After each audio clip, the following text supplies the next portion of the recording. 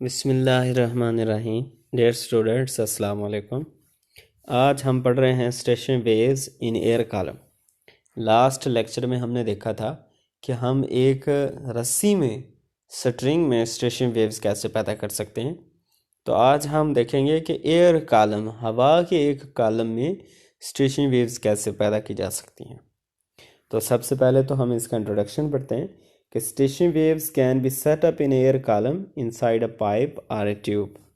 यानी जो पाइप होता है या ट्यूब होती है उसमें हवा एक कॉलम की शक्ल में होती है। तो हम उसमें देख रहे हैं कि जैसे बांसुरी है, बांसुरी लंबाई की शक्ल में, उसके अंदर खाली है, उसमें भी हवा का एक कॉलम होता है।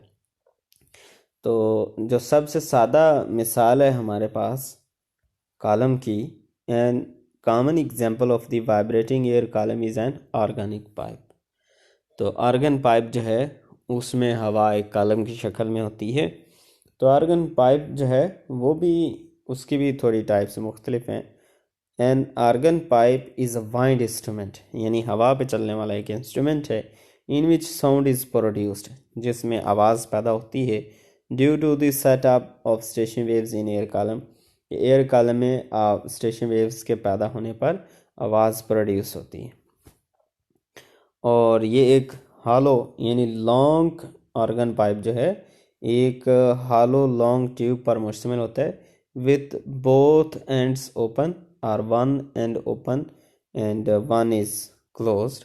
तो जो ऑर्गन पाइप है वो हो सकता है दोनों एंड उसके ओपन हो, खुले हुए हों, हो सकता है एक एंड ओपन हो और एक एंड जो है वो क्लोज हो, तो किसी तरह का भी हो सकता है। तो इसलिए हमने इसको दो टाइप्स में डिवाइड कर दिए, ओपन आर्गन पाइप जिसके दोनों एंड्स ओपन होते हैं, और क्लोज्ड आर्गन पाइप जिसका एक एंड ओपन हो और एक एंड क्लोज हो। तो टॉपिक की हमें पता चल गया भाई इसमें हमने क्या पढ़ना है। हमने एक हवा का कॉलम जो है उसमें स्टेशन वेव्स कैसे पैदा होती हैं, उससे आवाज़ कैसे पैदा होती है, ये हमने देखना है। तो हमने कहा भी जो हवा का कॉलम है वो या तो एक आर्गन पाइप में बन सकता है या किसी ट्यूब में बन सकता है। तो सबसे सादा मिसाल जो है वो आर्गन पाइप वाली है। आर्गन पाइप हवा से चलने वाला एक इंस्ट्रूमेंट है जिसमें जो है वो आवाज़ पैदा होती है स्टेशन वेव्स की मदद से। इसके दोनों एंड भी ओपन हो सकते हैं और एक एंड भी ओपन हो सकता है। तो हम देखते हैं इसमें स्टेशन वेव्स कैसे पैदा होती हैं। तो सबसे पहले हमने मिसाल ली है, consider an organ pipe of length L. हम एक पाइप ले लेते हैं जिसकी लंबाई जो है वो क्या है, एल है, which is open at both ends, जो दोनों एंड से ओपन है। आपको याद होगा पिछले लास्ट लेक्चर में हमने कहा था भाई जो रस्सी है उसके हमने दोनों सिरे जो है वो फिक्स किए हुए हैं। सिरे फिक्स है तो दोनों एंड्स जो है वो मूव नहीं कर सकते, इसलिए वो मूव नहीं करेंगे तो वहाँ पर हमेशा क्या बनेंगे, नोड बनेंगे। लेकिन आज वाला जो टॉपिक है इसमें हमारा आर्गन पाइप जो है उसमें वाइब्रेट कौन करेगा, हवा। और जब पाइप के दोनों एंड्स ओपन होंगे तो हवा मैक्सिमम वाइब्रेट कर सकेगी, इसलिए दोनों एंड्स के ऊपर हमेशा जब ओपन होंगे ओपन एंड पर हमेशा क्या बनेंगे, एंटी नोड्स बनेंगे। और क्लोज एंड पर क्योंकि हवा आसानी से मूव नहीं कर सकेगी, जो सिरा है वो क्लोज होगा, तो वहाँ पे क्या बनेगा, नोड बनेगा। तो ये आपने याद रखना है, अगर एंड ओपन होगा तो वहाँ पर एंटी नोड बनेगा, और अगर एंड जो है वो क्लोज होगा तो वहाँ पर क्या बनेगा, नोड बनेगा। तो हम, और दूसरा ये भी हम याद रखेंगे कि हवा में जो साउंड वेव्स पैदा होती हैं वो लॉन्गिट्यूडिनल वेव्स होती हैं, उसमें कंप्रेशन और रेयरफेक्शन प्रोड्यूस होते हैं। लेकिन अगर आप डायग्राम में देखें, यहाँ हमने जो पाइप के अंदर वेव बनाई हुई है उसके हमने क्रस्ट ट्रफ शो किए हुए हैं, और ये क्रस्ट ट्रफ कब बनते हैं, जब ट्रांसवर्स वेव बनती हैं। तो ये आपने याद रखना है कि पाइप के अंदर जो वेव्स पैदा हो रही हैं वो लॉन्गिट्यूडिनल वेव्स हैं। सिर्फ उनकी वेवलेंथ और उनकी फ्रीक्वेंसी मालूम करने के लिए हमने उनको क्रस्ट और ट्रफ यानी ट्रांसवर्स वेव फॉर्म में शो किया हुआ है समझने के लिए। लेकिन आपने कंसेप्चुअल तरीके से याद रखना है, एयर कॉलम के अंदर जो वेव्स पैदा होती हैं वो लॉन्गिट्यूडिनल वेव्स होती हैं। ये जो हमने डायग्राम बनाई हुई है क्रस्ट ट्रफ ये वाली, ये पाइप के अंदर ये ट्रांसवर्स वेव में होता है, क्रस्ट और ट्रफ, क्रस्ट ट्रफ। तो ये ट्रांसवर्स वेव में होता है। तो आपने याद रखना है एयर कॉलम के अंदर वेव्स ट्रांसवर्स वेव नहीं है, लॉन्गिट्यूडिनल वेव्स हैं। तो ये क्रस्ट ट्रफ जो है ये सिर्फ कैलकुलेशन के लिए, आसानी के लिए, समझने के लिए हमने बनाए हुए हैं। तो देखें, अगर पाइप के अंदर एक मोड बनेगा, फर्स्ट हार्मोनिक बनेगा, क्योंकि दोनों एंड पर तो दोनों एंड ओपन है, इसलिए दोनों एंड पर क्या बनेंगे, एंटी नोड। तो इस सूरत हाल, ये जो शक्ल बन रही है भाई, हाफ लूप इस तरफ बन रहा है और हाफ लूप इस तरफ बन रहा है, पाइप के अंदर एक मोड सिर्फ इसी शक्ल में ही बन सकता है अगर दोनों एंड ओपन होंगे, और कोई हमारे पास सूरत हाल हो ही नहीं सकती, और कोई शक्ल इसमें बन ही नहीं सकती। तो फर्स्ट हार्मोनिक बनेगा तो इसी तरीके से बनेगा। तो पाइप की लंबाई कितनी थी, एल। इसके अंदर जो वेव की लंबाई है वो कितनी है, देखें, ये एंटी नोड है, ये हमारा नोड है। एंटी नोड और नोड के दरमियान फासला कितना होता है, λ/4। फिर ये नोड है, फिर ये एंटी नोड है, यहाँ से यहाँ तक कितना हो गया, λ/4। तो λ/4 और λ/4 कितने हो गए, 2 λ/4। ये 2 से ये 2 कट गया, कितना आ गया, λ/2। तो इस एल लंबाई वाले पाइप में जो इसके अंदर ये फर्स्ट हार्मोनिक में वेव बन रही है उसकी लंबाई है λ/2। इसको हम λ1 का नाम दे देते हैं क्योंकि ये फर्स्ट हार्मोनिक है। तो हम लिख लेते हैं पाइप की लंबाई एल, इसके अंदर फर्स्ट हार्मोनिक में जो वेव बन रही है वो आ रही है λ1/2। तो यहाँ से λ1 की वैल्यू क्या आ जाएगी, 2L। तो ये बात आपसे एमसीक्यूज़ में पूछी जा सकती है कि जब पाइप के दोनों सिरे ओपन होंगे तब फर्स्ट हार्मोनिक में जो वेव बनेगी उसकी वेवलेंथ क्या होगी, 2L। तो फ्रीक्वेंसी का फार्मूला आपको पता है, एफ बराबर होगा V/λ1 के। λ1 की वैल्यू पुट करेंगे वो 2L आ जाएगी। तो फ्रीक्वेंसी का फार्मूला आ जाएगा V/2L। ये फर्स्ट हार्मोनिक की फ्रीक्वेंसी आ गई। तो दो चीज़ें हमने याद रखनी है, फर्स्ट हार्मोनिक की वेवलेंथ और फर्स्ट हार्मोनिक की फ्रीक्वेंसी। क्योंकि ये फर्स्ट हार्मोनिक है, इसको हम फर्स्ट हार्मोनिक को हम फंडामेंटल हार्मोनिक भी बोलते हैं। तो ये फंडामेंटल वेवलेंथ हो गई, ये फंडामेंटल फ्रीक्वेंसी हो गई।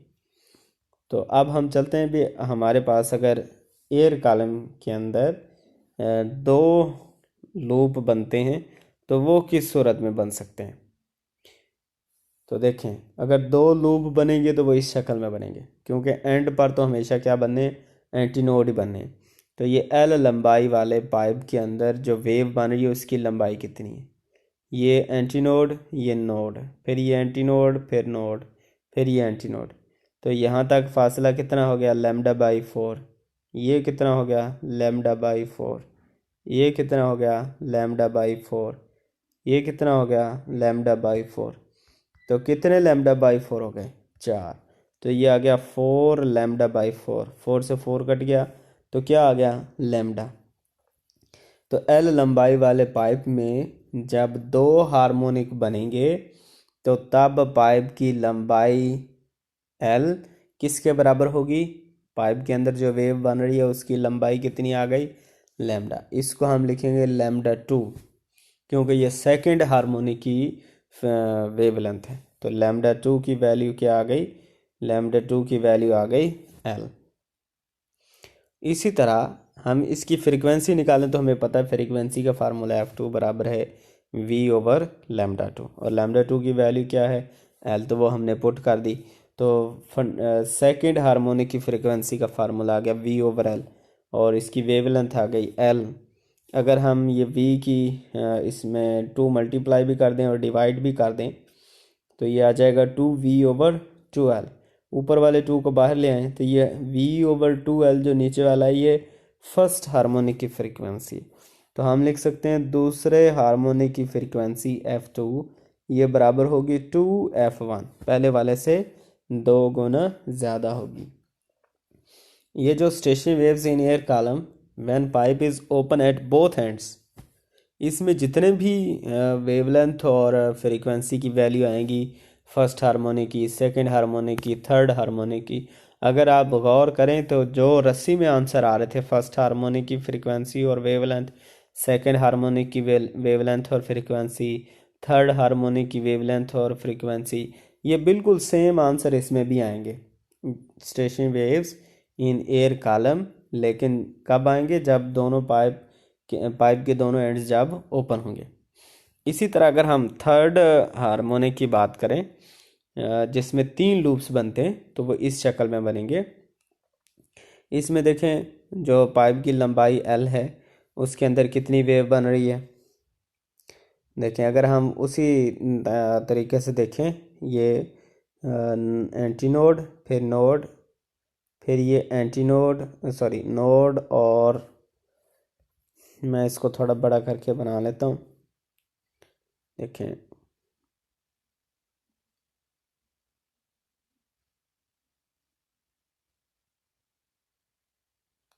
देखें ये एंटीनोड है, फिर ये हमारे पास नोड है, फिर ये एंटीनोड है, फिर ये नोड है, फिर एंटीनोड है, फिर नोड है, फिर एंटीनोड है।